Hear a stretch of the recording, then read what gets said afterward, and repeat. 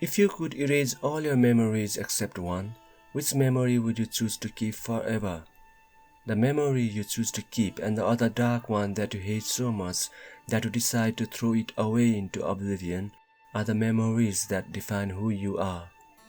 We are made up of memories of our experiences. Our thought patterns are shaped by those memories. Experiences and their memories build up our personality.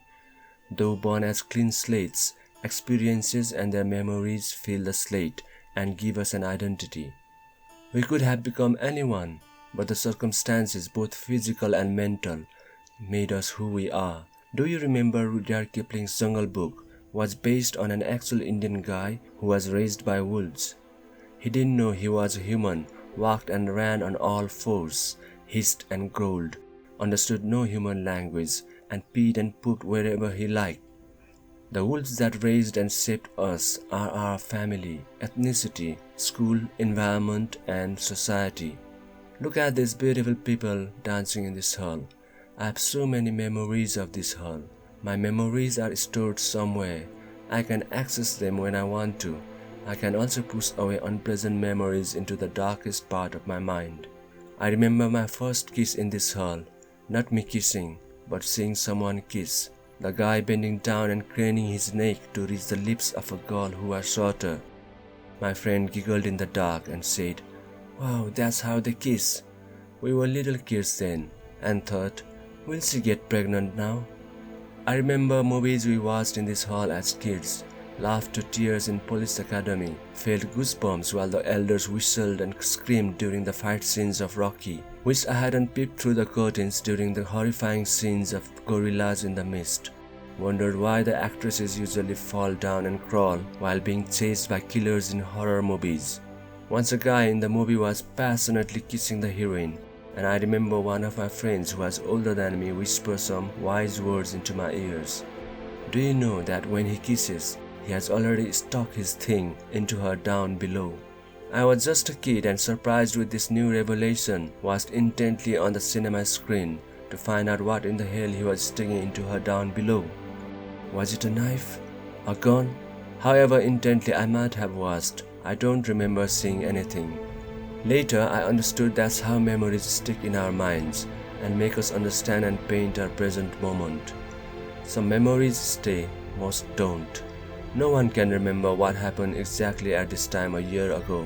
Neither will these dancers remember every dance step they made in this hall on this night. After 10 years, most will not be able to even remember who they danced with, who were present and who were not. The preparation for this moment, tossing and turning the previous night on how to present themselves the next day, will be gone, forgotten, and will have become insignificant. These moments will just be some little glimpses of memory which will help shape them. What they will be in 10 years' time might not be pivotal at all for most. But have you ever wondered that this rule of memories applies to every moment? Every moment is fleeting and we are constantly turning them into memories, creating our own identity through them and moving on towards an unknown future. Even more, our memories keep building up, and these memories are constantly changing the way we think about ourselves and the world outside. We keep thinking about ourselves and forget that our present sense of self is the product of thoughts and thus just a conceptual identity we built through all the memories from the past. Based on our memories and thinking pattern that we developed out of these memories and experiences, we will create who we will be in 10 years' time. It's an unending loop. The concept of, "oh, this is me," is constantly changing. I am not what I was 10 years ago, and I won't be what I am now 10 years later.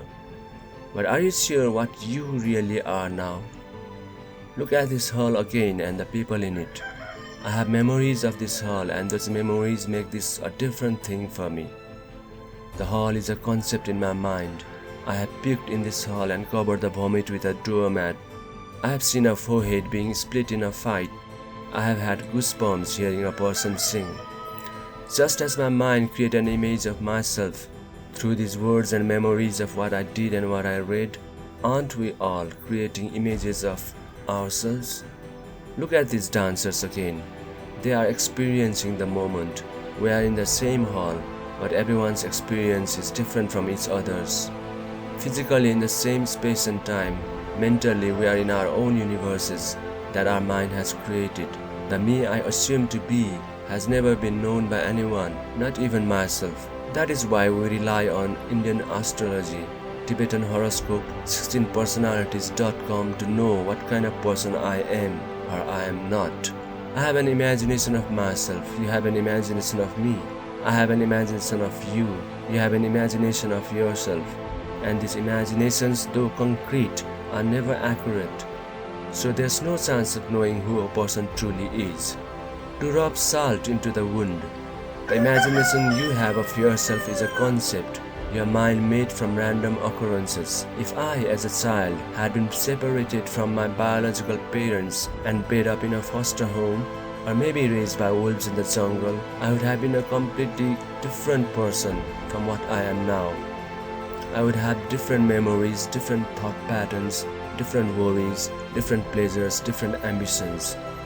Whatever identities we assume through our experiences and memories, they are basically assumptions and not the truth. I believe this characteristic is mine, this is me, and forget that before all these characteristics, habits and possessions were acknowledged by ourselves as me and mine, there was nothing. We are the center of our dream world made up of experiences, memories and thoughts. Death may or may not end this dream, but waking up to nothingness surely does. I don't know how a character in a dream can wake up without getting into another dream of waking up. Maybe there's a way, maybe there ain't. No one knows for sure.